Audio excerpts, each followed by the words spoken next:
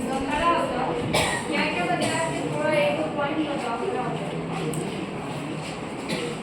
खड़े हो जाइए आप हाई बेंच में खड़ा होकर बना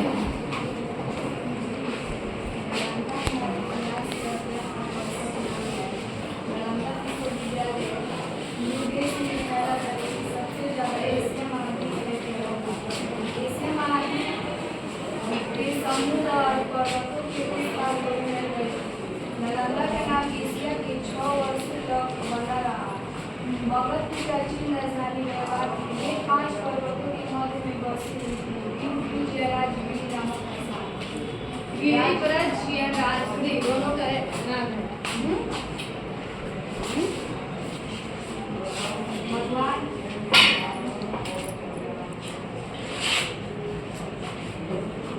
वर्तमान में नालंदा राजगीर सात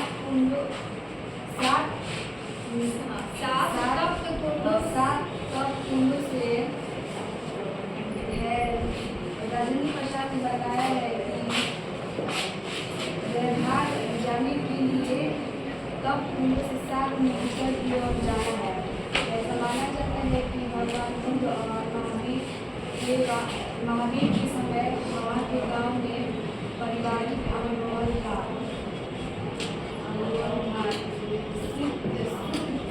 के अनुसार एक नेक नागरिक के जो धन राजकुमार आदि के द्वारा स्वागत करके बुद्ध भगवान के शिष्य बन गए। 4वीं सदी में चीनी यात्रक बयान आया था। चीनी आदि 4वीं शताब्दी में चीनी यात्री बयान आया। उस टाइम नालंदा तो था लेकिन वो अपनी उन्नति की शिखर पर नहीं था। बना हुआ था उसका ढांचा जरूर, लेकिन 7वीं सदी में जब युवान आया भारत में इस विश्वविद्यालय में अध्ययन करने के लिए आया, पढ़ने के लिए, उस टाइम नालंदा विश्वविद्यालय के रूप में नालंदा जो था वो विश्वविद्यालय के रूप में प्रख्यात हो चुका था। ये बताया फिर उसके बाद आता है 7वीं से 8वीं सदी में गिरसिंह के बारे में मैंने बताया। इसका मतलब नालंदा जो विश्वविद्यालय इसको कैसे जाना, सबसे पहले हमने डायरेक्शन पढ़ा था कि नालंदा हम पहुंच गए। अब सामने से मानो मैं इस विद्यालय के सामने खड़ी हुई, ये स्कूल का ढांचा कैसे दिख रहा है, ठीक वैसे ही राजेंद्र प्रसाद भी नालंदा तो पहुंच गए, सबकी मंतव्य को भी पढ़ लिया, लेकिन सामने से ये विश्वविद्यालय कैसा दिखता है उसके बारे में इन्होंने पूरा व्यक्तिगत रूप में बताया है, आपके बुक में दिया है ना। अब हम उसी की कड़ी को आगे बढ़ाते किस विद्वान ने इसको हेल्प किया है, ये हम पढ़ाए थे ना। अभी हम कहाँ चल रहे थे, बिहार बैठो कहाँ बोले थे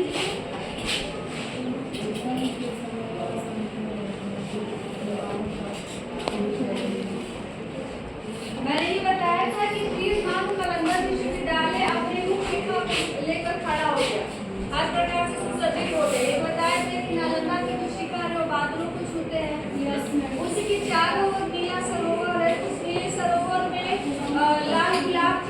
लाल कमल के फूल खिले हुए और आम फूलों की छाया लपेटी हुई है। तो अगर एक बरसाती छाया बादलों को छूते हुए शिखर और नालंदा पे वास्तुकला का अद्भुत नमूना, उसकी कारीगरी की गई, तो देखने में जो नालंदा विश्वविद्यालय है उसका अद्भुत छटा दिख रहा है, बहुत ही खूबसूरत दिख रहा है। ठीक है, अब उसमें रहने वाले विद्यालय में रहने वाले विद्यार्थी और टीचर दोनों के लिए खाने पीने की सुविधा चाहिए, पढ़ने लिखने के लिए बुक्स चाहिए, कपड़ा लता, हर एक चीज चाहिए। तो कहाँ से आएगा जबकि बता रहे उसमें रहने और पढ़ने वाले के लिए कोई कुछ करते नहीं। तो इसकी प्रतिभा से प्रभावित होकर शुरू में ही मैंने बोला था कि बहुत ज्यादा धनी व्यापारियों 100 लोगों ने मिलकर जमीन खरीदा, भगवान बुद्ध को दिया, फिर आगे चल के उसका धीरे धीरे विकास होने लगा। इंडिया में भी बहुत सारे लोगों ने इसका योगदान दिया, कौन दिया उसी के बारे में आगे पढ़ेंगे। तो यहाँ पे आर्थिक मतलब होता है पैसा, पैसे से रिलेटेड होता है। वो कोई बोलेगा कि कोई बोलेगा मेरे पास पैसा नहीं है, कोई किसी वक्त बोलेगा मेरे पास आर्थिक सही है, पैसे की कमी नहीं है, इसकी वजह से काम नहीं हो रहा है। तो आर्थिक दृष्टि से नालंदा विश्वविद्यालय के आचार्य पहले के जमाने में ठीक है, गुरु और शिष्य की परंपरा थी। तो नालंदा विश्वविद्यालय के आचार्य और विद्यार्थी निश्चित बना दिए गए थे, बिल्कुल निश्चित ही खाने पीने की आपको कोई टेंशन लेने की जरूरत नहीं है। क्यों, आगे बताते हैं। भूमि और भवनों के दान की अतिरिक्त, मान लो घर हो गया तो खाने के लिए अनाज चाहिए, के अतिरिक्त नित्य प्रति यानी रोज के लिए व्यय के लिए 100 गांव की आय अच्छी निधि के रूप में समर्पित की गई थी। उस एरिया के जो राजा हुआ करते थे, तो इनके जो गुरुकुल में रहने वाले जो टीचर्स थे उनको 100 गांव को दे दिया गया। ये 100 गांव आपके हैंड ओवर में रहेगा। जो हम कर राजा को लोग यहाँ के लोग देते हैं, वो कर आप रखेंगे, यानी कर के रूप में पहले अनाज हुआ करता, जिसके खेती में जितना अनाज होगा उसका 4 हिस्सा करके एक हिस्सा राजा को जो दिया जाता था, वो हिस्सा आप अपने इस विश्वविद्यालय में लीजिए। इससे जो आमदनी होगी कुछ खाने के लिए रखिए, कुछ अनाज के बदले कोई और सामान जो जरूरत की चीजें हैं वो लीजिए, ताकि आपको भूखे न मरना पड़े और आप लोग अच्छे से ज्ञान साझा में लीन रहें, पढ़ाते रहें, पढ़ते रहें। इसलिए इसको 100 गाँव को अच्छी निधि के रूप में दी गई थी। जब वहाँ के राजा ने ऐसा किया तो धीरे धीरे ये चीज हाईलाइट होने लगी पूरे देश में। इस अच्छे कार्य के लिए मैं भी कुछ गाऊं। तो देखो आगे क्या बोल रहे हैं डॉक्टर राजेंद्र प्रसाद जी। सिंह के समय में यह संख्या बढ़कर 200 गांव तक पहुंच गई, यानी स्टार्टिंग में 100 गांव थी, यानी 7वीं सदी तक, और जैसे ही 8वीं सदी में फिर से चीनी यात्री सिंह आता है इस विश्वविद्यालय में पढ़ने के लिए, वो 100 से हो जाता है गांव 200 गांव हो जाता है, यानी अब 200 गांव इसको दे दिया गया है और इससे मिलने वाले कर इस विश्वविद्यालय में जाते हैं, जिससे किसी प्रकार की आने वाले ना विद्यार्थी को टेंशन है, ना ही टीचर को टेंशन है। फिर आगे सिलसिला यहीं पे नहीं रुका, आगे और बढ़ता है। उत्तर प्रदेश, बिहार और बंगाल, इन तीनों राज्यों ने, इन तीनों मिलकर राज्यों ने नालंदा के निर्माण यानी बनाने में और अर्थव्यवस्था में पर्याप्त भाग, अर्थव्यवस्था यानी आर्थिक पैसे से लेकर अर्थ से दोनों तीनों राज्यों ने मिलकर इसका सहयोग किया। फिर आगे अब उसके 1 by 1 नाम ले रहे हैं किसका क्या योगदान है। बंगाल के महाराज धर्मपाल देव और देवपाल देव, ये दोनों आपस में भाई थे, ठीक है। उस टाइम बंगाल के महाराज यानी राजा यही थे। के समय में ताम्रपत्र और मूर्तियां नालंदा की खुदाई में प्राप्त हुई। हम ठीक है मान लिए कि 3 राज्यों ने इस विश्वविद्यालय को बनाने में और अर्थव्यवस्था में महत्वपूर्ण भूमिका निभाई। इसका क्या प्रमाण है? आपने कहा, मैंने सुन लिया, ठीक है, सब बात जायज है, लेकिन इसका कोई प्रमाण होना चाहिए ना, क्योंकि नालंदा विश्वविद्यालय वो अभी भी ध्वस्त है, उसमें कुछ अंश अभी रिनोवेशन हुआ है जो कि है, लेकिन कैसे हम मानेंगे?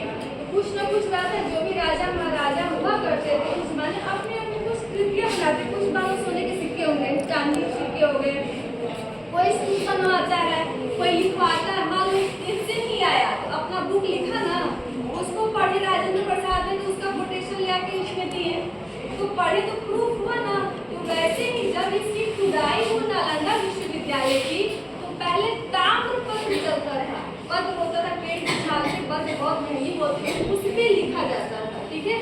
हमारे वेद पुराण में उसी पत्र पे लिखे होते थे पहले, तो उसी पे लिखा गया था, जिससे लेटर था कि बंगाल के महाराज धर्मपाल देव और देवपाल देव के समय के ताम्रपत्र, ऐसे बुक मालूम, ठीक है, ताम्रपत्र और मूर्तियां नालंदा की खुदाई से मिली, यानी वहाँ के बंगाल में जैसी मूर्तियां बनती और वहाँ पे ताम्रपत्र पे लिखा हुआ है कि मैंने इसमें सहयोग किया है, उसका अंश खुदाई में मिला। तो यहाँ से जिक्र होता है कि सच में इन तीनों राज्यों ने मिलकर इसमें योगदान दिया है, तो छोटी बात नहीं है। फिर आगे बढ़ते हैं, आइए तो भाई इंडिया में धीरे धीरे पूरे इंडिया में फैल गई। हम बोले थे एशिया महाद्वीप में इसका फर्स्ट रैंक है, एशिया नहीं कि पूरे वर्ल्ड में इसका स्थान था। हम बताए थे सबसे पहले एशिया में, और धीरे धीरे विश्व के सभी लोग जान गए। तो अब मान लो इंडिया के लोग जब इसमें सहयोग कर रहे हैं, तो विदेशी लोग क्यों नहीं करेंगे?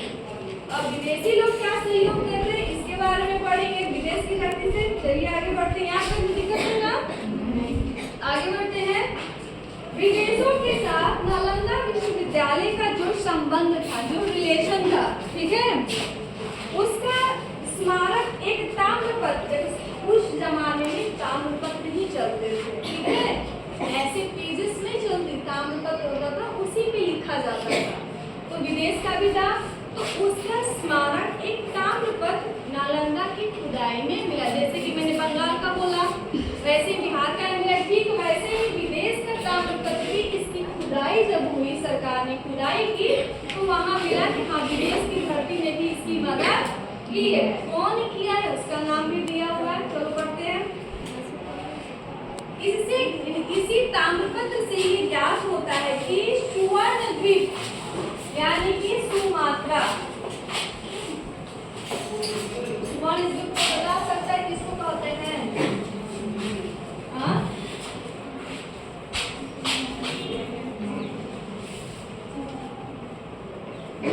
सुवर्ण द्वीप समझ लिखा या सुमात्रा लिखा पाया तुम्हारे बुक में, ये एक देश का नाम है, ये एक देश का नाम है। बता सकते हो कौन है? वर्तमान में इसका नाम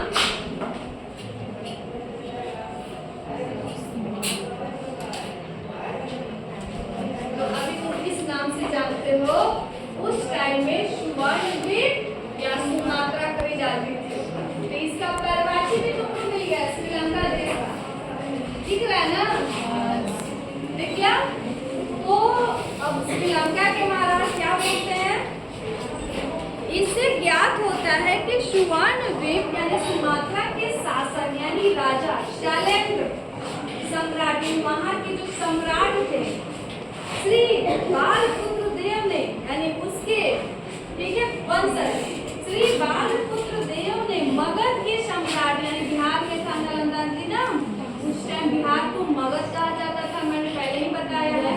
तो उस समय मगध के सम्राट देवपाल देव के पास, यानी कि जब ये मदद भेजे हैं, बोले हैं इस राजा के पास, तो उस समय मगध का सम्राट था देवपाल देव के पास अपना दूत भेजकर, यानी अपने किसी को दूत नहीं रहता है ना कि मेरी खबर वहाँ पहुँचाओ, उस जमाने में तो फोन था नहीं कि तुरंत फोन लगाए और खबर पहुँच गई, इंटरनेट था नहीं कि मैसेज की और पहुँच गया। उस समय हम दूध को ही भेजते थे, दूध चाहे जितना दिन लगाए जाए, ठीक है। तो श्रीलंका के सम्राट शैलेंद्र सम्राट श्री बालपुत्र देव ने मगध के सम्राट देवपाल देव, उस समय वही था, के पास अपना एक दूत भेजा और दूत से यह प्रार्थना की, दूत ने भेजकर कहा कि यह प्रार्थना की कि उनकी ओर से 5 गांव का दान नालंदा विश्वविद्यालय को दिया जाए। यानी उनके श्रीलंका में जो 5 गांव है, उस 5 गांव से जो कर के रूप में उनको कुछ भी मिलता था, वो सारा मेरा अधिकार नहीं होगा, सारा भिजवा दिया जाएगा कहाँ पे? नालंदा विश्वविद्यालय में। ये मेरी तरफ से स्वीकार कीजिए, आग्रह कर रहे हैं, प्रार्थना कर रहे हैं, ठीक है। ये नहीं कि हम आदेश नहीं करें, एक सम्राट होने के बाद भी वो ऐसा प्रॉपर संदेशा भिजवाए थे मगध के सम्राट देवपाल देव को। फिर आगे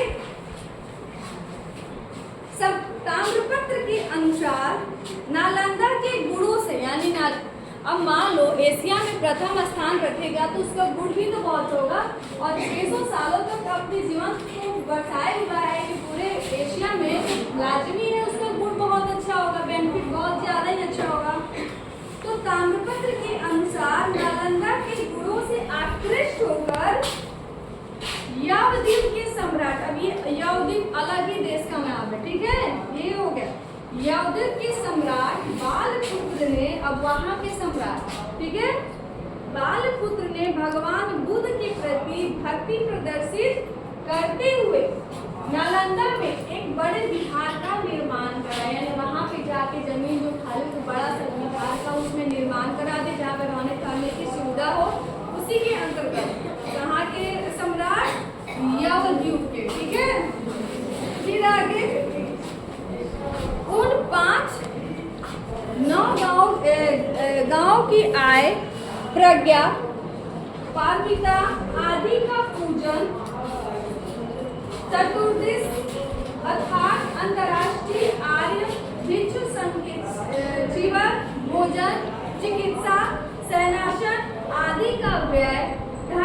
ग्रंथों की प्रतिलिपि एवं बिहार की टूट फूट की मरम्मत आदि के लिए खर्च की जाती थी। यानी कि जहाँ से श्रीलंका के द्वारा जो 5 गांवों के द्वारा जो आय मिलता था, जो पैसे मिलते थे, उससे किस मद में खर्च होते थे? देखो, पूजा करने के लिए, उसका रख रखाव के लिए, अंतर्राष्ट्रीय सीमा के लिए, किसी भोजन हो गया, चिकित्सक हो गया, सोने के लिए, अगर कहीं टूट फूट गया नालंदा विश्वविद्यालय, उसको रिनोवेशन के लिए उस मद में खर्च की जाती थी। ये क्वेश्चन पूछता है कि 5 गांव द्वारा आए जो पैसे मिले थे किस मद में खर्च की जाती थी, ये यहाँ से आंसर मिलेगा। समझ में आया? समझ में आया ना? तो एनर्जेटिक में बोलो यस या नो? यस। आगे बढ़े, फिर इसे मत करो जैसे लग रहा है कि बैटरी अभी डाउन हो गया सेकेंडरी पीरियड में। बढ़े ना आगे? चलो आगे बढ़ते हैं। या तो संयोग से बचा हुआ एक उदाहरण है, यानी कि एक बच गया जिसके उदाहरण आपके डॉक्टर राजेंद्र प्रसाद दे दिए।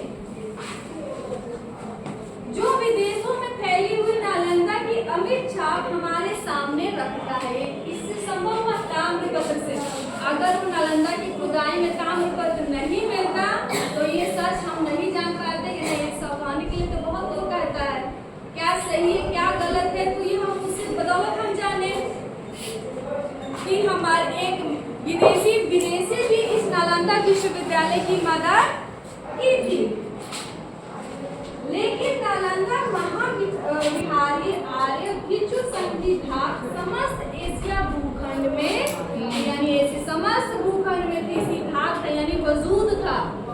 ठीक है, इस संघ की बहुत सी मिट्टी की मुद्राएं नालंदा में प्राप्त हुई है। जिससे जाहिर होता है कि भारत के लोग मतलब धीरे-धीरे विदेश की धरती पे ये है और एशिया में इसका योगदान बहुत अपूर्ण है, जिसका और द्वितीय है, दूसरा कोई है ही नहीं। आगे बढ़े।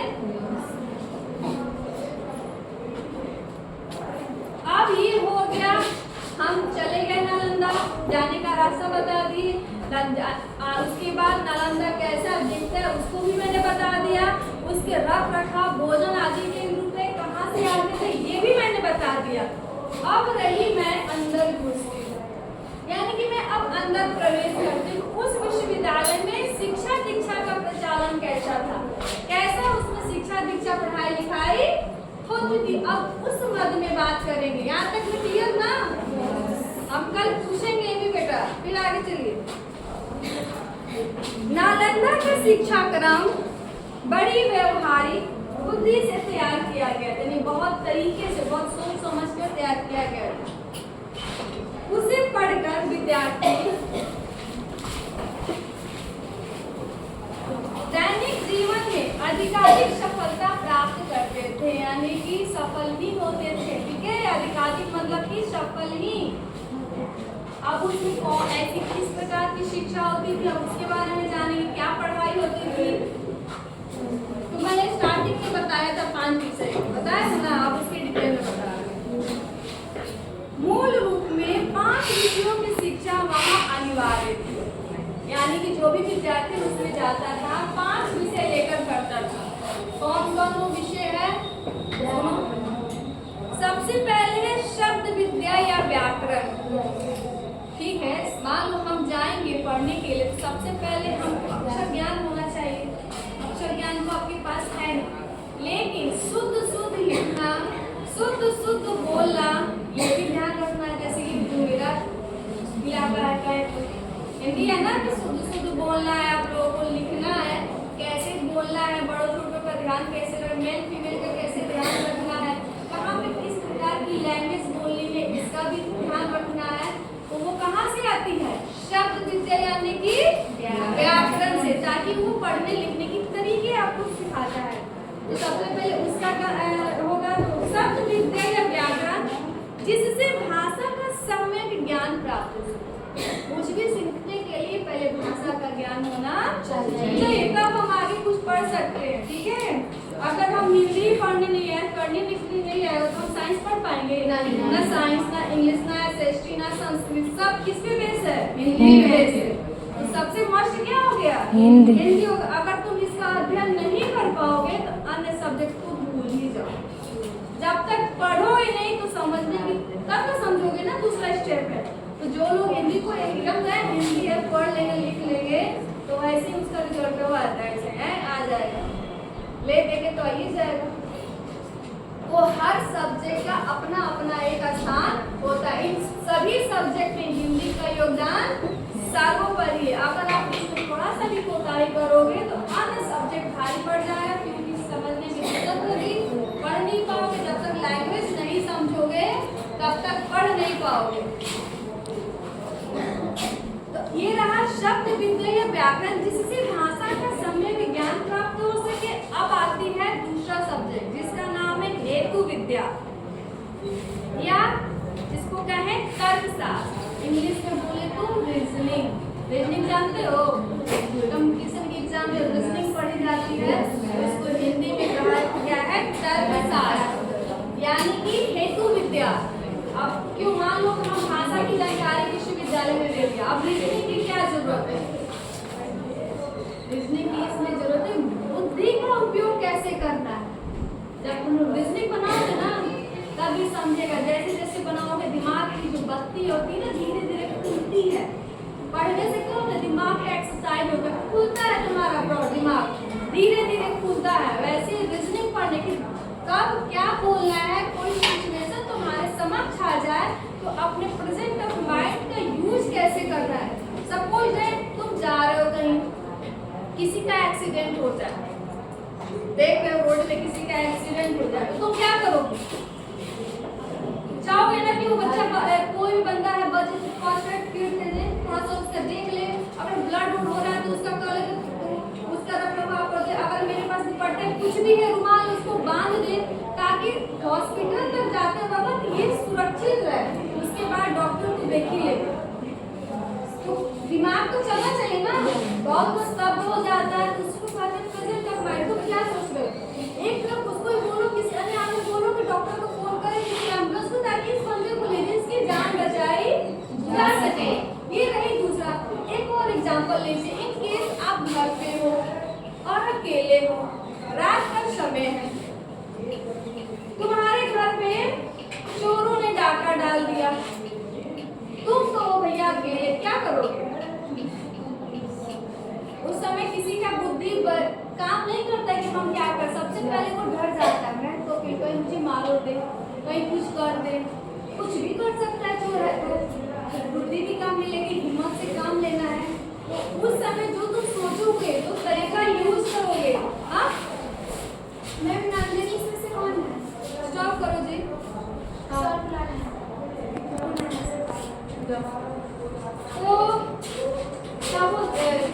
तो क्या करोगे, तो दिमाग का यूज करोगे ना। तो सबसे पहले मुझे क्या करना, सबसे पहले अपनी सेफ्टी करनी होगी कि वो चोर मेरे तक ना पहुंच पाए। अपने आप को सुरक्षित कर लोगे तब यूज करेंगे कि फोन कहाँ है, कि अगर कोई फोन मिले तो मैं घर को इन्फॉर्म करूँ, उससे पहले मैं पुलिस को इन्फॉर्म करूँ ताकि वो जल्दी से जल्दी आए और यहाँ पे सब चीज सही है। तो दिमाग का यूज करोगे तब ना, ये तभी संभव है जब इस टाइप की रीजनिंग की पढ़ाई तुम लोग करोगे। जो कि अभी तो नहीं, लेकिन कुछ टाइम नालंदा विश्वविद्यालय, बहुत जमाने की बात मैं बोल रही हूँ, उस टाइम इसकी शिक्षा दीक्षा अनिवार्य थी, पढ़नी थी तो पढ़नी थी। किसी भी बच्चे को इसको नेगलेक्ट नहीं कर सकते हो। 3 विषय तो डेफिनेटली, 2 विषय में चॉइस के अकॉर्डिंग था। एक विषय मैंने व्याकरण बोल दिया, दूसरा मैंने बोला तर्क विद्या, बोले ना। अब तीसरा देखते हैं, देखो इसमें लिखा दिया तर्कशास्त्र, जिससे विद्यार्थी अपनी बुद्धि की कसौटी पर प्रत्येक बात को परख सके। ठीक है, समझ में बातें। अब आगे बढ़ते हैं। अब आती है चिकित्सा विद्या यानी कि बायोलॉजी। मान लीजिए हम बोलने के कला सीख गए, सिचुएशन को हैंडल करने का तरीका सीख गए, अब ये भी सीखना है ना कि अगर मुझे कुछ कट पिट जाए, कुछ हो जाए तो खुद की रक्षा खुद कर सके। इसका ज्ञान भी इस विश्वविद्यालय के अंतर्गत दिया जाता था, जिसका नाम है चिकित्सा विद्या।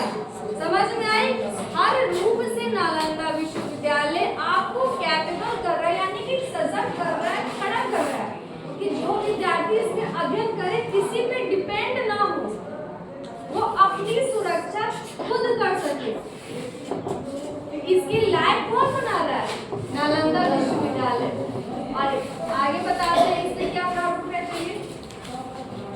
जिसे सीखकर छात्र स्वयं स्वस्थ रहे, यानी खुद भी स्वस्थ रह सके एवं दूसरों को भी निरोग बना सके, यानी अपने को भी ध्यान रखना और दूसरों को भी।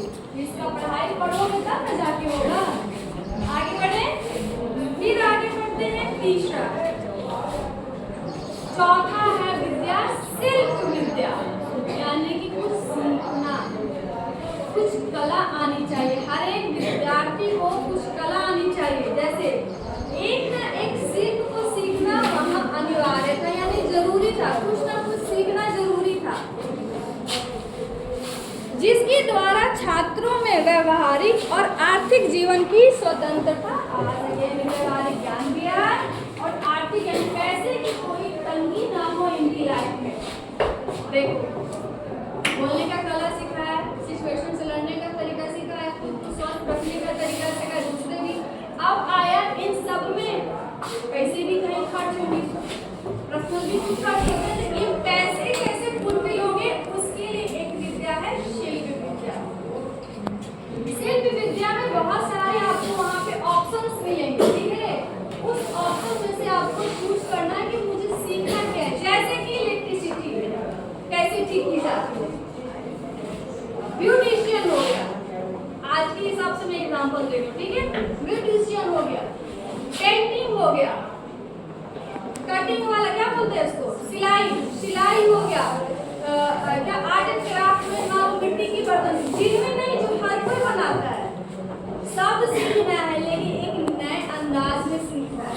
कैसे? वो सीखो कि सामने वाला व्यक्ति तुम्हारी प्रतिभा से प्रभावित होगा, वो चीज तुमसे खरीद ले।